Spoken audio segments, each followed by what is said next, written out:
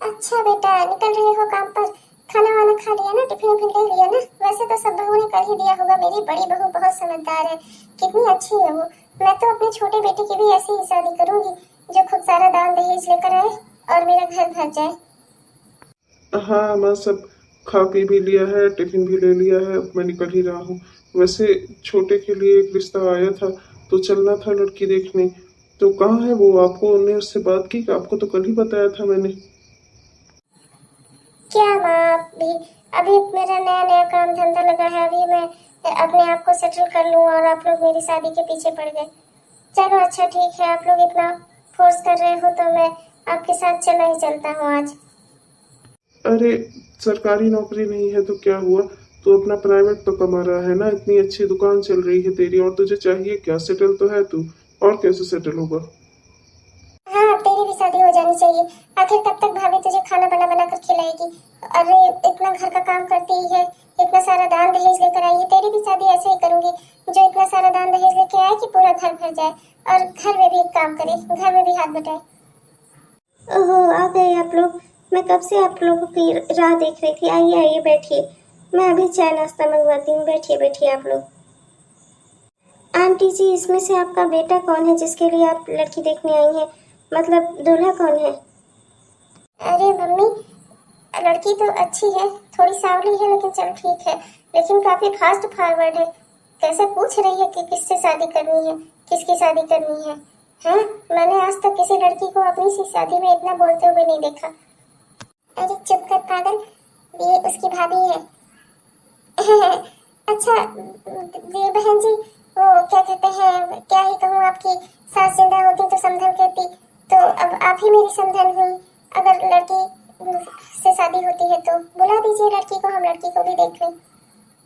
प्रिया, ओ प्रिया, जरा बाहर आना बेटा। हाँ जी भाभी। नमस्ते आंटी जी। मेहमान आए हैं ना बेटा, जाओ सबके लिए चाय नाश्ता ले आओ। जी बस अभी लाई भाभी। अम्मा, मुझको लड़की बहुत पसंद है, पढ़ी लिखी है, समझदार है और कितने संस्कारों वाली है। मुझे तो यही चाहिए, मैं बस इसी से शादी करूंगा। और अगर इससे ना हो पाई तो मैं किसी से शादी नहीं करूंगा। हाँ, लड़की हमें पसंद है, लेकिन आप पहले कुछ लेन देन की बात कर लेती तो अच्छा होता।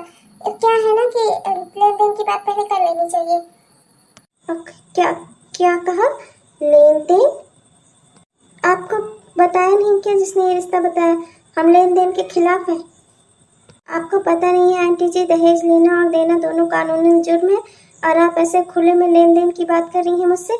अगर मैं आपकी शिकायत कर दूं ना तो आपको जेल भी हो सकती है। ये बहुत गलत किया आपने, आपको ऐसा नहीं करना चाहिए था। अरे आप शादी करने आई हैं कि अपना बेटा बेचने आई हैं? चलिए जाइए यहाँ से, कोई ज़रूरत नहीं है। मैं ऐसे घर में अपनी नंद की शादी नहीं करूँगी।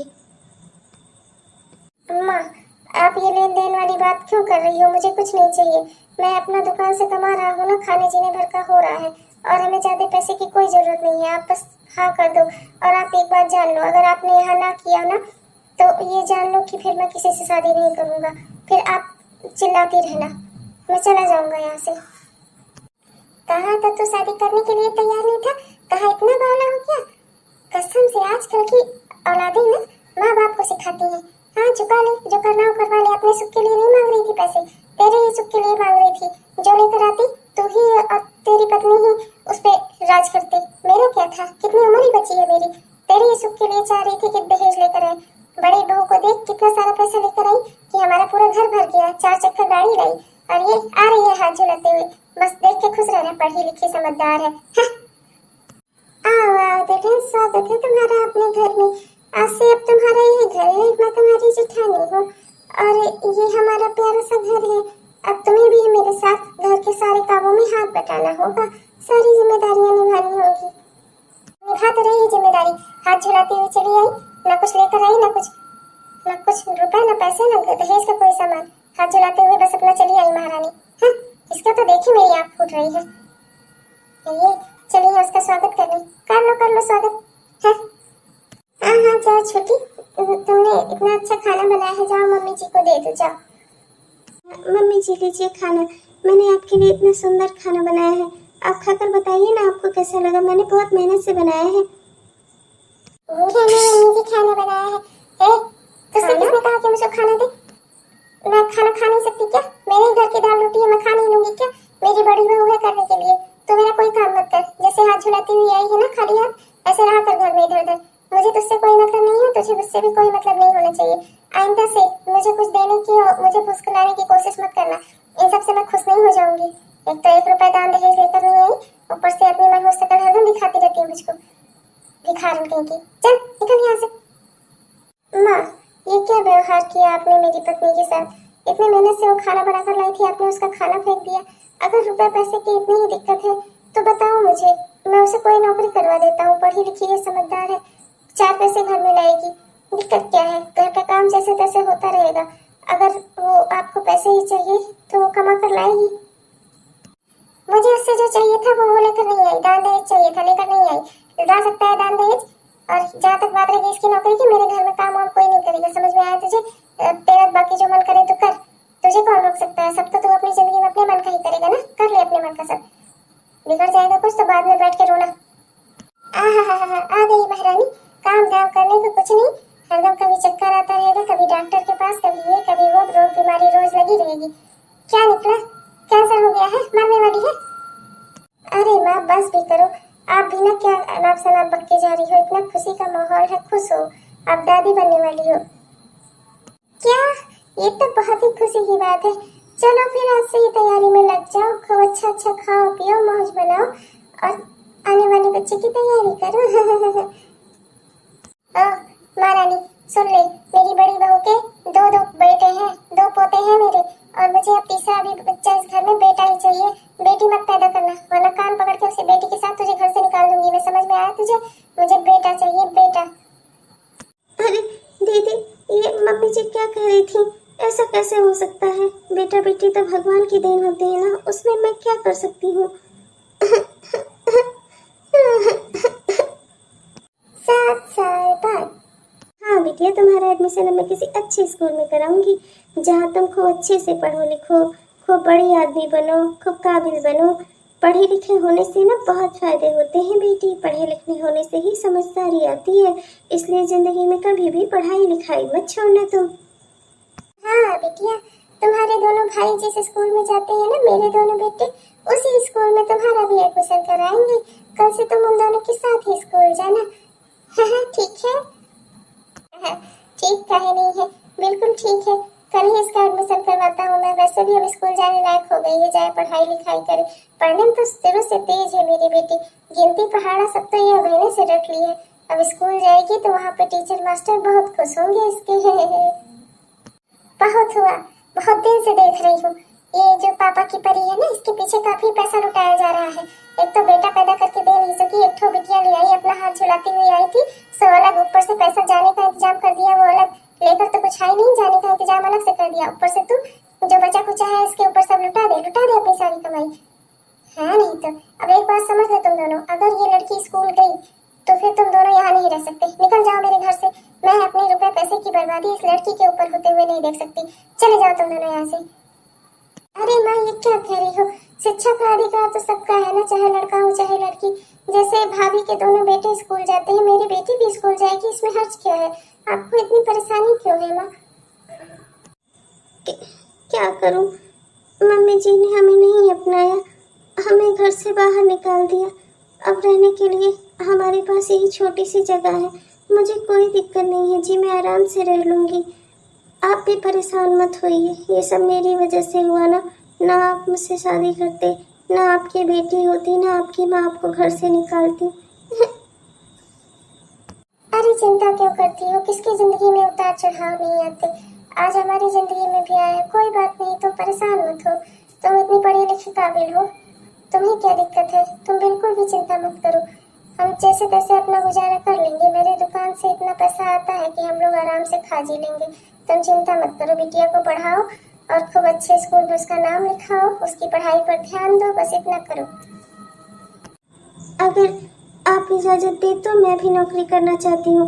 मैं भी चाहती हूँ कि मेरी बेटी का लालन पालन अच्छे से हो, वो अच्छे स्कूल में जाए, और अब हमें घर का खर्चा भी देखना है, तो इसलिए मैं चाहती हूँ कि मैं भी नौकरी कर लूँ, जिससे मेरी बेटी की शिक्षा में कोई कमी ना आए। उसके पढ़ाई लिखाई सब अच्छे से हो सके। 20 साल बाद। माँ पापा, आज बहुत खुशी का दिन है। मैंने विदेश से अपनी MBBS की पढ़ाई पूरी कर ली। अब मैं डॉक्टर बन गई हूँ। और आप लोग डॉक्टर के मम्मी पापा। मुझे पता था बेटा कि एक ना एक दिन तुम जरूर कुछ ना कुछ बनोगी। तुम्हारी माँ ने तुम्हारे पीछे बहुत मेहनत की है। घर का भी काम करती थी, बाहर का भी काम करती थी, और तुम्हारी पढ़ाई पे भी उन्होंने कितना ध्यान दिया। तुम्हें तो कुछ ना कुछ बनना ही था मेरी प्यारी बेटी। अरे भगवान, पैर में बहुत दर्द हो रहा है। अरे बहू, ओ बहू, अरे भगवान, जल्दी आ, ए बहू। अरे क्या है मम्मी जी, आप जानती हो इतना बड़ा घर है, काम करने वाली मैं अकेली हूँ, तो आप क्या चाहती हो दिन रात यहीं आपके खड़े खड़े पैर दबाऊं? इतना तो दवा इलाज कराया आपके पैर का, अब ठीक ही नहीं होता तो उसमें मैं क्या करूँ? कितना परेशान हुए हम लोग, कहाँ कहाँ नहीं दिखाया आपको। अब आप इसी पैर के साथ जीने की आदत डाल लो। अब आपको समय से खाना पानी देकर दवाई भी तो देनी है, और मुझे बच्चों की और उनकी टिफिन भी तैयार करनी है। ऐसे बार बार आप मुझे बुलाओगी तो घर का काम कैसे होगा? अरे कोई मेरा पैर दबा दे, बहुत दर्द हो रहा है। अपने दोनों पोतों से भी कहा, पर दोनों में से एक ने नहीं सुना। एक को क्रिकेट खेलने जाना है, एक को काम पर जाना है। अरे बहू, तू ही 2 मिनट दबा दे, बहुत दर्द हो रहा है, एकदम से बैठा लेटा नहीं जा रहा है। क्या किया जाए, इतना दिखाया, इतनी जगह इलाज कराया, इतने सारे डॉक्टरों के पास गए पर कोई फायदा नहीं हुआ। अभी पंकज मिला था, वो पंकज मेरा दोस्त कह रहा था तुम्हारी भतीजी ने विदेश से ट्रेनिंग ली है, बहुत सारे लोगों को उसने ठीक किया है। अब तो अपनी मम्मी के लिए क्यों नहीं बात करते? आखिर उसकी दादी है वो। अब मैं उससे क्या बताऊं कि कैसे मम्मी जी उसके पास जाएंगी? मम्मी जी ने बचपन में उसके साथ इतना खराब व्यवहार किया है, अब कैसे उससे कहेंगी मदद के लिए? जी, अगर ऐसी बात है ना, तो मम्मी जी के लिए मैं चली जाती हूँ। मैं ही जाके उससे कहती हूँ, कितनी भी निर्दयी हो वो ऐसा नहीं कर सकती। आखिर उसकी दादी है, जैसी भी हो, अच्छी बुरी। और मैं जानती हूँ छोटी बहू बहुत अच्छी थी। वो जरूर अपनी बेटी से कहेगी कि वो मम्मी जी का इलाज करे। अरे दीदी, आप इतने साल बाद हमारे घर आई हैं, आइए बैठिए ना, मैं भी आपके लिए चाय कॉफी मंगवाती हूँ।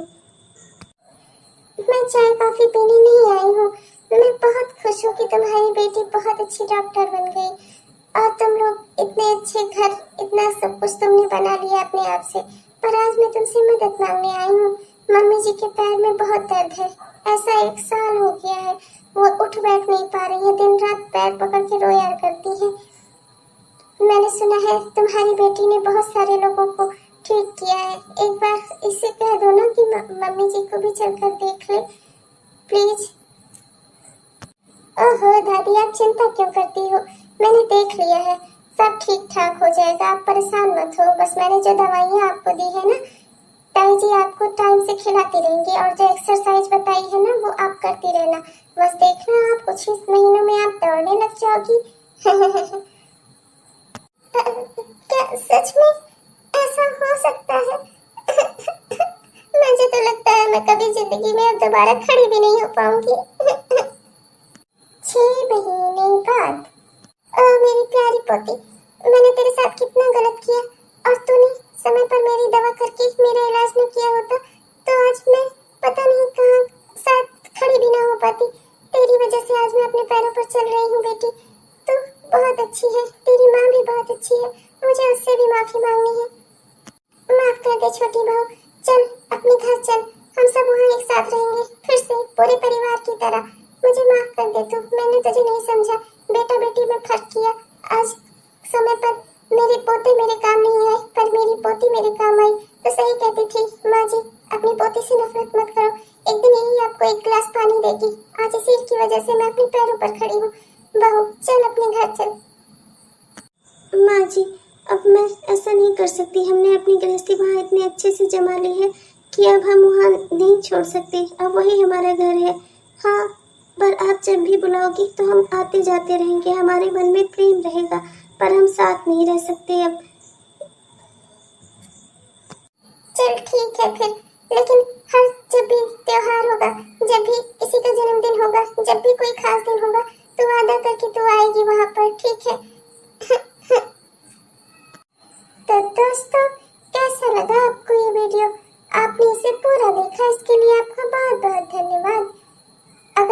पसंद आया तो लाइक करना ना भूलें और अपने दोस्तों को शेयर भी करें।